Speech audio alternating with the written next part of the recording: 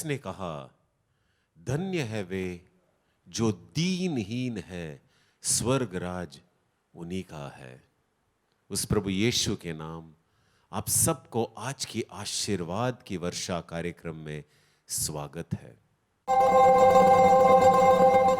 स्तुति, वचन का प्रवचन, आराधना और गवाही, ये सब आप सबको आशीष दे, ढेर सारे आशीष दे, यही हमारा प्रार्थना है।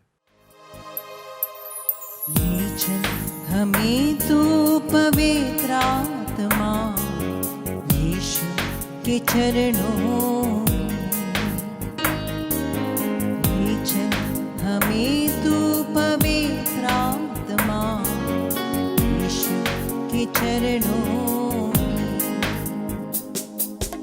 हमको मिला दो यीशु से, हमको है कुछ कहना। हमको मिला दो यीशु से, हमको है कुछ कहना। ले चल हमें तू पवित्र आत्मा, यीशु के चरणों में हो। ले चल हमें तू पवित्र आत्मा, यीशु के चरणों में। यीशु ने कहा, वो सहायक जब आएगा वो मुझे महिमान्वित करेगा, वो तुम्हें सब कुछ याद दिलाएगा जो मैंने तुम्हें सिखाया। पवित्र आत्मा ही वो है जो ईश्वर का राज्य हम पर प्रकट करते हैं। कोई भी ये स्वीकार नहीं सकता कि यीशु प्रभु है जब तक पवित्र आत्मा की कृपा ना हो। और कोई भी ये नहीं कह सकता कि ईश्वर मेरे पिता है। पवित्र आत्मा ही विश्वासी को जब उनके जिंदगी को संचालन करता है तब वो कह सकते हैं, उसे ये गवाही होती है कि मैं ईश्वर का हूं, मैं ईश्वर की संतान हूं। आज उसी पवित्र आत्मा को हम पुकारते हुए कह रहे हैं, हे आत्मा ले चल मुझे उन मार्गों पर ले चल जहां पर मेरा यीशु है। यीशु के चरणों तले और यीशु के मार्गों पर चलने के लिए तू मुझे कृपा दे। हे आत्मा तू आ। ले चल हमें तू पवित्र आत्मा, यीशु के चरणों में हो। ले चल हमें तू पवित्र आत्मा, यीशु के चरणों में। हमको मिला दो यीशु से, हमको है कुछ कहना। हमको मिला दो यीशु से, हमको है कुछ कहना। ले चल हमें तू पवित्र आत्मा, यीशु के चरणों में।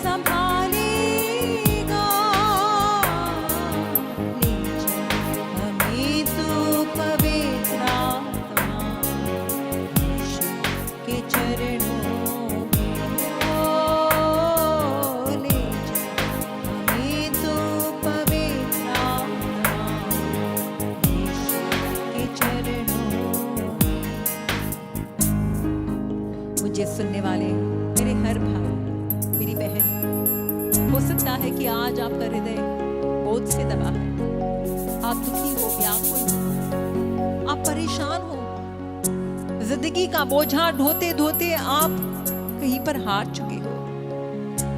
ईश्वर कहता है मायूस मत हो।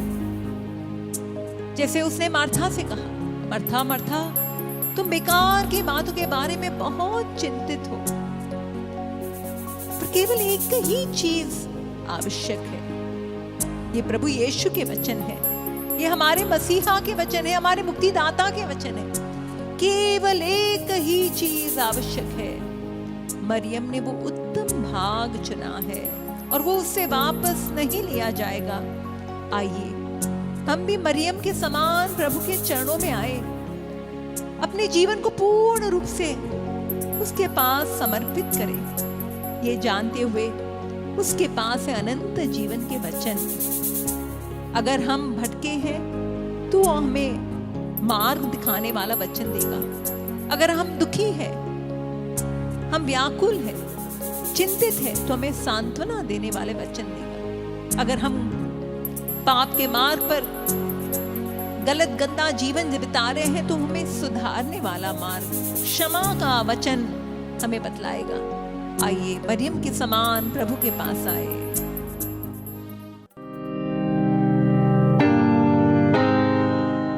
Hallelujah, hallelujah, hallelujah.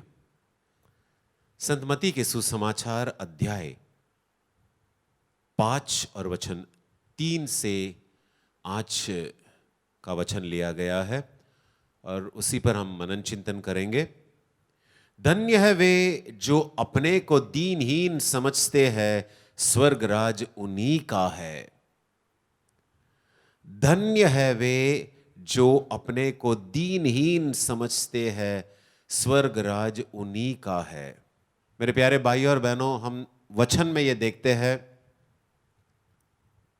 कि प्रभु यीशु स्वर्ग छोड़कर इस पृथ्वी पर आए, मनुष्य का रूप धारण किया। इतना ही नहीं, प्रभु यीशु ने दास का रूप धारण किया और भी अपने आप को उन्होंने दीनहीन बनाया। वो क्रूस पर मरे, एक कैदी बने, जबकि उन्होंने एक पाप तक नहीं किया था।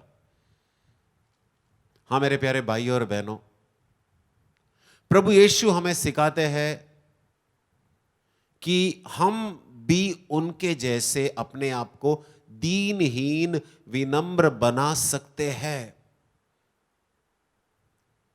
तो मैंने जो बताया वो फिलिपियों के नाम जो पत्र थे, अध्याय 2 और वचन 5 से 11 में दिया गया है।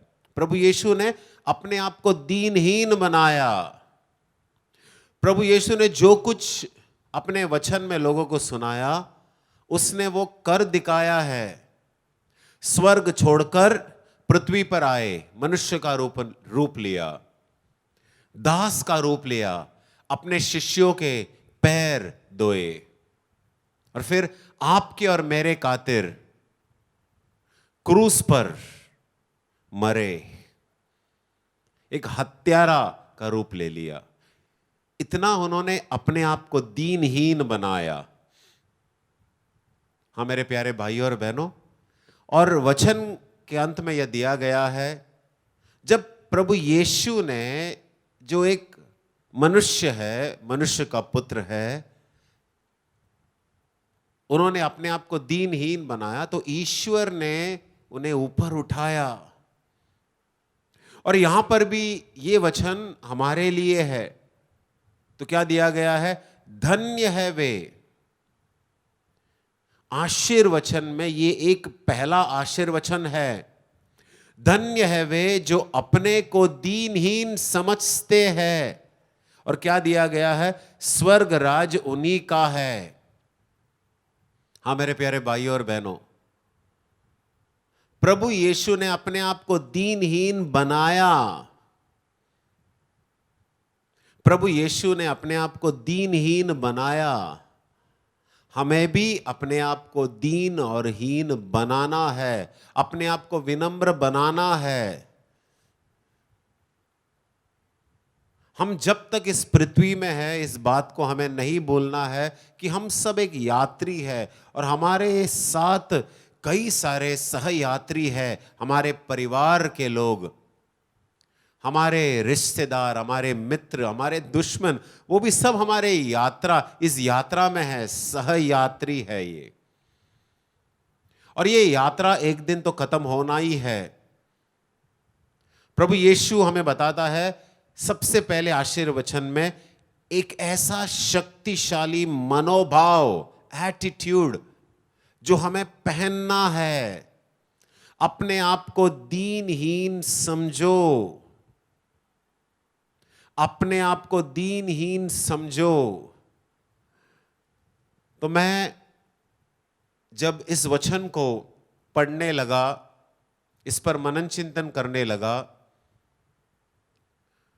तो मुझे पता चला कि सही मायने में दीनहीन, आत्मिक रूप में अपने आप को दीनहीन बनाना, इसका मतलब यह है कि पूरे तरह से ईश्वर पर निर्भर रहना। प्रभु यीशु ने हमें सिखाया, मैं ईश्वर पर, अपने पिता पर निर्भर रहूंगा और जो मेरे पिता का इच्छा है वो इच्छा पूरा करना ही मेरा भोजन है। हाँ मेरे प्यारे भाइयों और बहनों, प्रभु यीशु ने सिखाया है किस तरह से हम इस यात्रा कर सकते हैं और सफलता से इस यात्रा को पूरा कर सकते हैं। हम सब तो इस यात्रा में है। कैसे हमने इस यात्रा को शुरू किया वो अधिक मायने का नहीं है, लेकिन हम कैसे उस यात्रा को पूरा करेंगे वो मायने का है, वो महत्वपूर्ण है।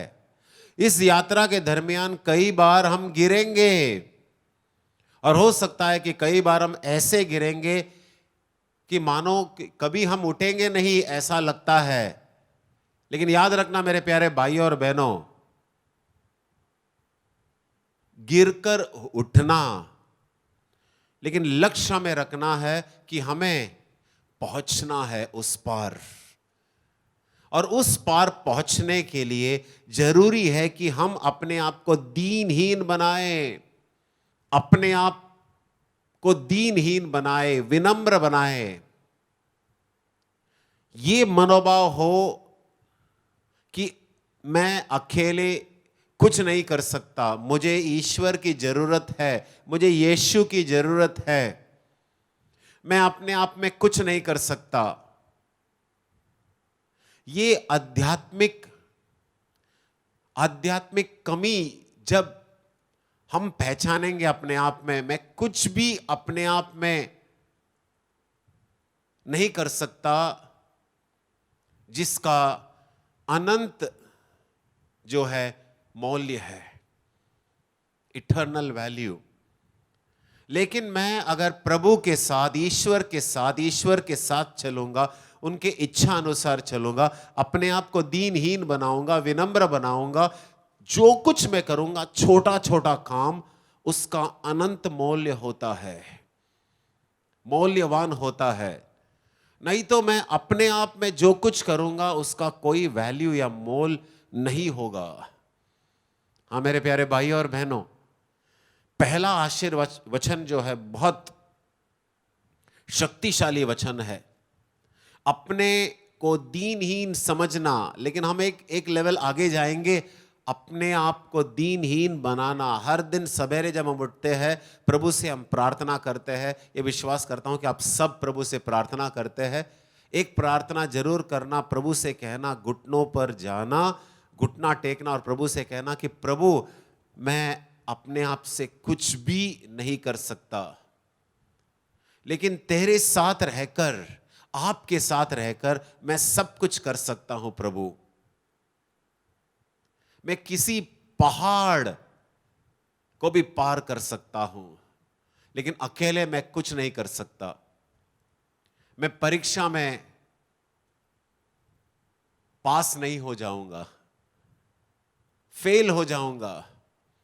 मेरे जीवन में जो कई सारे परीक्षा आते हैं उसमें फल नहीं लाऊंगा।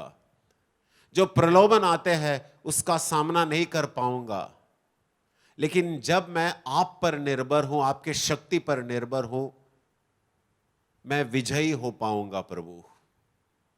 हाँ मेरे प्यारे भाइयों और बहनों, यही है इस वचन का मतलब। और ये जो पहला आशीर्वचन है हमें अहंकारी और घमंडी होने से बचाता है। नहीं तो कई बार हम जो कुछ करते हैं उसका श्रेय जो है हम खुद लेते हैं, जबकि महिमा हमें ईश्वर को देना है। रात को सोने के पहले याद करना जो कुछ हुआ है और सबके लिए प्रभु को धन्यवाद देना। महिमा उनको ही मिलना चाहिए, उसका श्रेय हमारे प्रभु को ही जाना चाहिए। अपने आप को दीनहीन बनाना, ये मनोभाव जो है अच्छा है। ये मनोभाव जो है अच्छा है। जब हम कहते हैं प्रभु आपके बिना हम कुछ नहीं कर सकते। इसके पहले तो हमने आपके बिना बहुत कुछ किए, लेकिन क्या पाया? क्या पाया? कुछ नहीं, दर्द और तकलीफ और आंसू ही आंसू। लेकिन आपके साथ रहकर जो कुछ कर रहा हूं, छोटा सा कार्य भी वो फल उत्पन्न करता है प्रभु। मेरे प्यारे भाइयों और बहनों, और दूसरा भाग में यह लिखा गया है स्वर्ग राज उन्हीं का है। ये स्वर्ग राज में राजा है और उस राजा का नाम है प्रभु यीशु। हम सब उनके राज्य के प्रजा है, प्रजा कहलाते हैं। स्वर्ग राज उन्हीं का है।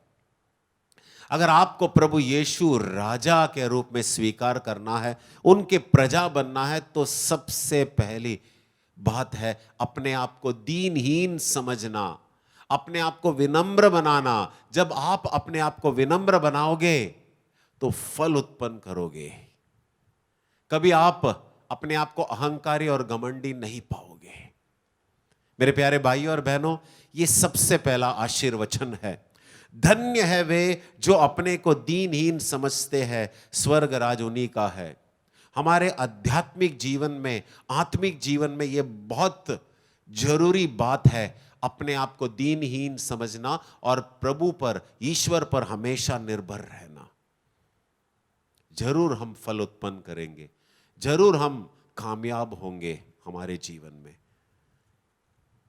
मेरे प्यारे भाइयों और बहनों, ये जो पहला आशीर्वचन है इसे हम गंभीरता से ले, अपने आप को दीनहीन बनाए, अपने आप को विनम्र बनाए और प्रभु से हर दिन कहे प्रभु आपके बिना मैं कुछ भी भला नहीं कर सकता। वैसे तो मैं बहुत कुछ कर सकता हूं, लेकिन आपके बिना मैं कुछ भी भला नहीं कर सकता। प्रभु मुझे आप पर निर्भर रहना पसंद है प्रभु। Hallelujah.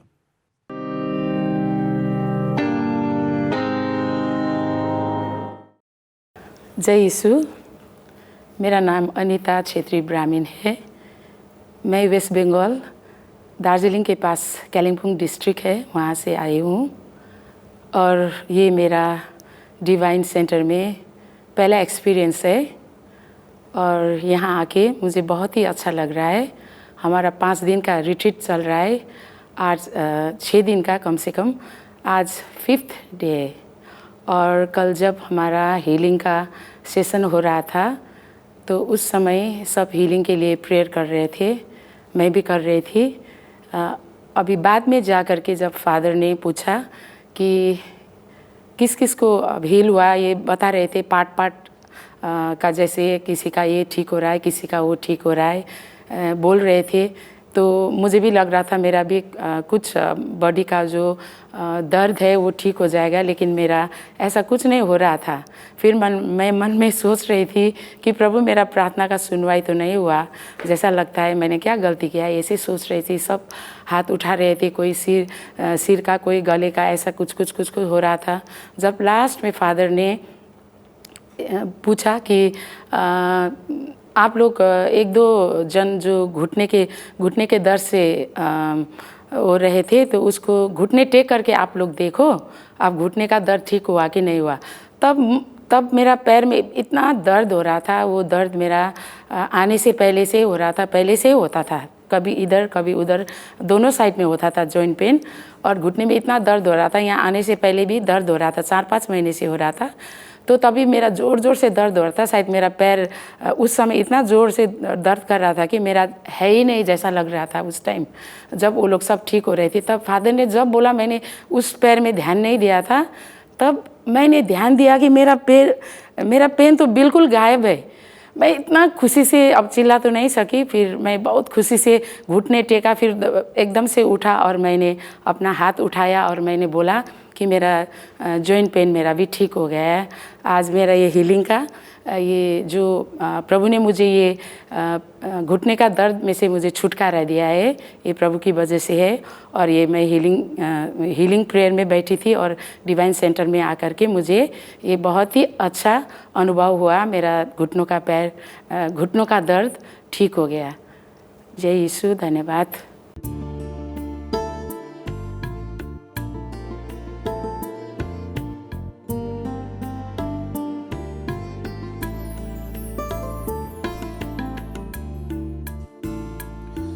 Hallelujah, hallelujah, hallelujah, hallelujah, hallelujah, hallelujah, hallelujah, hallelujah, hallelujah,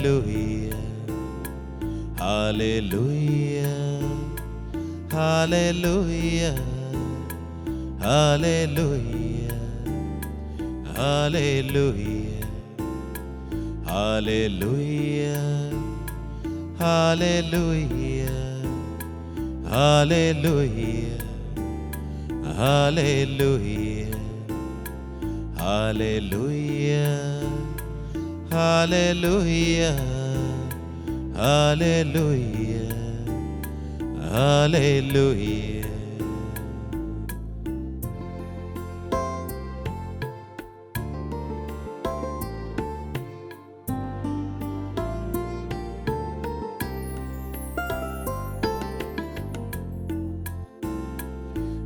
Hallelujah, hallelujah, hallelujah, hallelujah, hallelujah,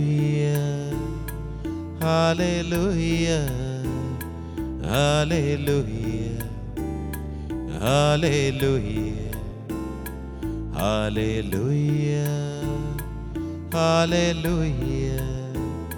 hallelujah, hallelujah, hallelujah, hallelujah, hallelujah, hallelujah, hallelujah, hallelujah.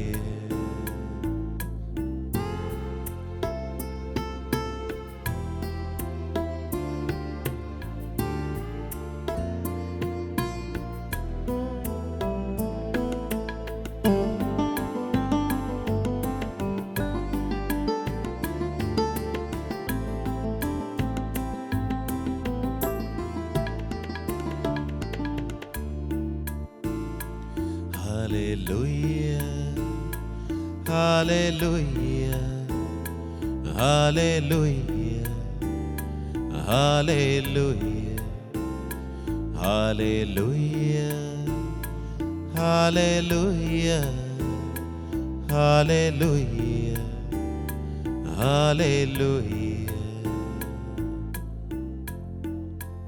मेरे प्यारे भाइयों और बहनों, इस आराधना के समय हम सब प्रभु यीशु के सामने उपस्थित है। अनुरोध करता हूं सबसे, हो सके तो अपना घुटना जरूर टेकिए। राजाओं के राजा और प्रभुओं के सामने हम आइए, हम सब अपने दिल से आराधना करें। ये हालेलुया जो है स्वर्गदूतों का भाषा है। निरंतर स्वर्गदूत, संत, ये सारे लोग जो है प्रभु यीशु के सामने अपना घुटना टेकते हैं और हालेलुया का गीत गाते हैं। आज हमें भी ये भाग्य मिला है, ये भाग्य मिला है कि हम भी संतों के साथ, स्वर्गदूतों के साथ प्रभु यीशु के सामने घुटने टेकते हुए, हाथ उठाते हुए अपने पूरे दिल से प्रभु की आराधना करें। वो आराधना के योग्य है।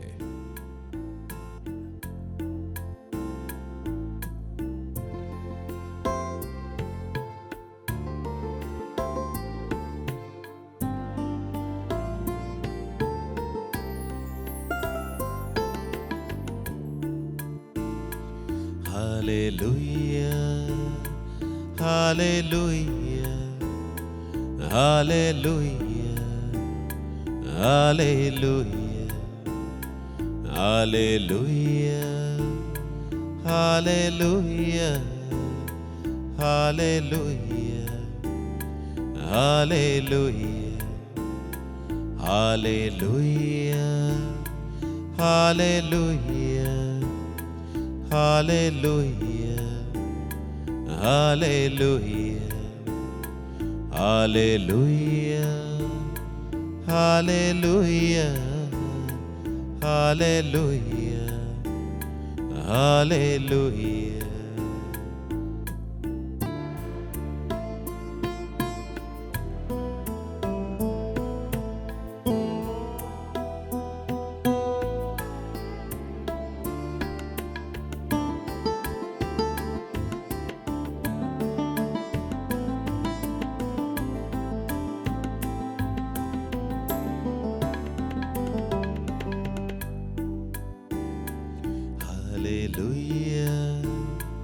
Hallelujah, hallelujah, hallelujah, hallelujah, hallelujah, hallelujah, hallelujah. मेरे प्यारे भाई और बहनों, हम सब प्रभु यीशु के सामने उपस्थित है। वचन 71 अध्याय 71 और वचन पहला कहता है, प्रभु मैं तेरी शरण आया हूं। प्रभु मैं तेरी शरण आया हूं, मुझे कभी निराश न होने दे। प्रभु मैं तेरी शरण आया हूं, मुझे कभी निराश न होने दे। मेरे प्यारे भाई और बहनों, इस आराधना के सामने हम प्रभु के शरण आए हैं। दुखी है, मन बेचैन है, हारा हुआ है, पाप के बोझ के नीचे दबा हुआ है।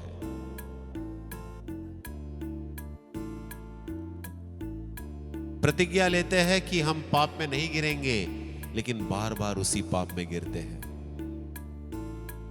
मेरे प्यारे भाई और बहनों, ये प्रभु का करुणा ही है, दया ही है कि इतना हार कर भी हम प्रभु यीशु के पास आए हैं। विश्वास है कि प्रभु यीशु का प्रेम से मैं कभी वंचित नहीं होऊंगा। 100 बार 100 बार हम गिरे हैं, लेकिन हम उठकर आए हैं तो प्रभु यीशु की कृपा, उसकी दया के कारण। हमने कोई ऐसा कदम नहीं उठाया जो हमें नाश की ओर ले जाए। हम जानते हैं कि हम अयोग्य हैं, फिर भी उस अयोग्यता में हम प्रभु यीशु के पास आए हैं शरण लेने, और प्रभु हमें कभी निराश नहीं होने देंगे। हम में से कई सारे लोग बीमार हैं, शारीरिक बीमारी है, मानसिक बीमारी है, दुखी है, तकलीफ में है, उदास है। ऐसे विचार आते हैं कि जीव तो क्यों, किसके लिए जीव। मेरे प्यारे भाइयों और बहनों, इस आराधना के समय प्रभु यीशु हम सब से कहते हैं कि हार मत मानो। तुम गड्ढे तक गिर गए होंगे, जैसे उड़ाऊ पुत्र वो होश में आए जब वो सुअरों के साथ अपने आप को पाए। हो सकता है कि हमारा भी अवस्था कुछ ऐसा ही हो, लेकिन उस अवस्था में रहते हुए वो होश में आए और उन्होंने अपने आप से कहा, मेरे पिता मुझे कभी निराश होने नहीं देगा, वो मुझे एक और मौका देगा, जो कुछ नष्ट हुआ है वो सब कुछ लौटाएगा। अब से मैं मेरे पिता के आज्ञाकारी बेटा बनकर जीऊंगा। हम में से कई सारे लोग परिवार में समस्याओं के कारण टूट गए हैं। याद रखना है कि प्रभु यीशु टूटे हुए लोगों को दोबारा नया जीवन देता है। प्रभु कहता है कि मैं आया हूं तुम्हें जीवन देने, और ये जीवन भरपूर मात्रा में देने के लिए। हां प्रभु, मैं तेरी शरण आया हूं, मुझे कभी निराश ना होने दे प्रभु। तू न्यायी है, मुझे छुड़ा, मेरा उद्धार कर, मेरी सुन और मुझे बचा। पाप से बचा, शैतान से बचा, शैतान के झूठे वादों से बचा, दुष्ट लोगों से बचा जो मेरा नाश चाहता है, जो मुझ पर ईर्ष्या करते हैं, जलते हैं, उनसे बचा, जो मुझ पर नियंत्रण लेना चाहता है उनसे बचा। प्रभु तू मेरे लिए आश्रय की चट्टान और रक्षा का सुदृढ़ गढ़ है, क्योंकि तू ही मेरा चट्टान और मेरा गढ़ है। हाँ मेरे प्यारे भाई और बहनों, हम उसी ईश्वर की आराधना कर रहे हैं जो हमारे चट्टान और गढ़ है, और हम उसी प्रभु के शरण आए हैं। मेरे प्यारे भाई और बहनों, हम उसी ईश्वर की आराधना कर रहे हैं जो हमें कभी निराश न होने देंगे। हम उसी ईश्वर की आराधना कर रहे हैं जो हमारा आश्रय है, जो हमारा चट्टान है, जो हमारा गढ़ है। मेरे ईश्वर मुझे दुष्टों के हाथ से, कुकर्मियों और अत्याचारियों के पंजे से छुड़ा। ये हमारा वही ईश्वर है जो हमें दुष्टों के हाथ से, कुकर्मियों और अत्याचारियों के पंजे से छुड़ाएगा, और प्रभु जरूर हमें छुड़ाएगा। आज हमारा छुटकारा का दिवस है, दिन है, ये हमें विश्वास करना है। कई बार दुष्ट हमें बीमारी में फंसा डालते हैं, जगड़ लेते हैं, हमारे मन को बीमार बना लेते हैं। मेरे प्यारे भाइयों और बहनों, आराधना के वक्त प्रभु को धन्यवाद देना जरूर, धन्यवाद देना नहीं भूलना। हाँ मेरे प्यारे भाइयों और बहनों, अपने आप को समर्पण करना, अपने परिवार को समर्पण करना, आप जिसके लिए प्रार्थना कर रहे हो उनको समर्पण करना, अपने मित्रों को समर्पण करना, अपने कलीसिया को समर्पण करना, अपने पल्ली को समर्पण करना, इस देश को समर्पण करना, और विशेषकर इस डिवाइन रिट्रीट सेंटर को नहीं भूलना समर्पण करना। आने वाले आगामी जो हमारा महासम्मेलन है हिंदी भाषा में, ओजस 2024, 26 मई से लेकर 31 मई हम समर्पण करेंगे। फादर बॉबी को समर्पण करेंगे, फादर यीशुदास को समर्पण करेंगे, फादर पीटर को समर्पण करेंगे, फादर डिबिन को समर्पण करेंगे, बिशप जी को समर्पण करते हैं, फाल्गुनी बहन को समर्पण करते हैं, सारे प्रचारकों को, गायकों को समर्पण करते हैं, सारे उन लोगों को समर्पण करते हैं जो दूर दूर से यहां पर आने वाले हैं, कि प्रभु उनके लिए महान कार्य जरूर करे।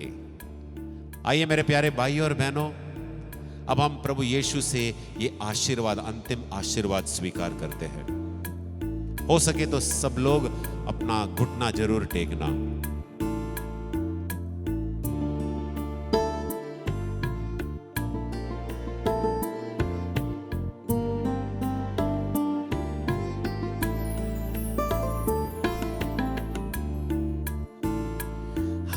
Hallelujah, hallelujah, hallelujah, hallelujah, hallelujah, hallelujah, hallelujah, hallelujah, hallelujah,